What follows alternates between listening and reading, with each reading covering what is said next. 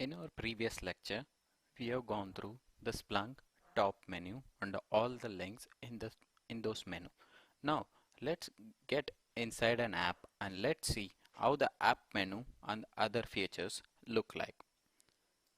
I'll be using search and reporting app, which is the default app, and it has 5 different menus in which search is our default menu, so that as soon as we click the app we are landed on the search menu page.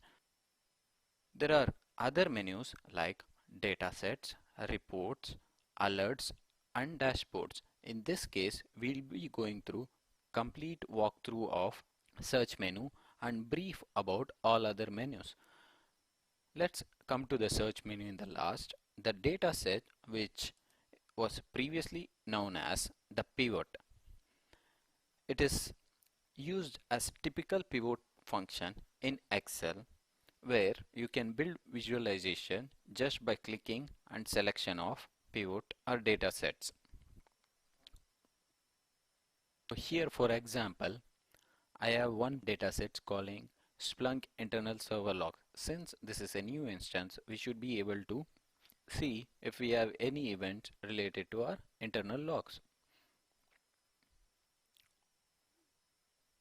Okay, we do have some of the events related to our internal logs. In the left side you can see there are a lot of visualization features. If we click on them, it will automatically pop up any kind of visualization. We will be going through brief on for this tutorial purposes very briefly about this, but in the future we'll be going through how to create a new pivot, how to visualize, how to customize, how to add it to a dashboard, how to add or use it pivot commands in reports, these kind of features. But for now, think it as simple Excel pivot where you can visualize data without writing any queries. Moving on, the next menu is the report, alerts and dashboard tabs are self-explanatory, which are used to search, create or manage a report or even accelerate a report or dashboard respectively. Now let's continue with our search menu, which is the most important and most informative menu in any app. The search bar. This is known as the search bar, the white rectangle just below the search term, where you write your queries based on custom condition to pick the needle from the haystack. This is where you'll be writing all your queries to fetch the data, probably from millions or billions of events that the organization is generating every day.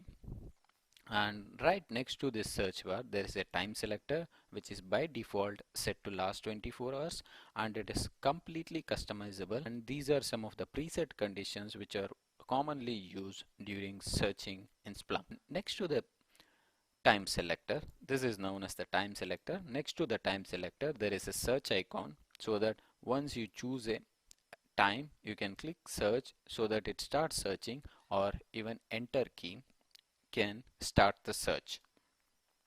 Let's search something pretty basic. I'll search for Splunk audit logs for last 60 minutes. We'll come to writing a search query and what does that mean in the later part of our tutorials. As soon as I hit enter, the complete bottom screen just below the search bar has been completely changed.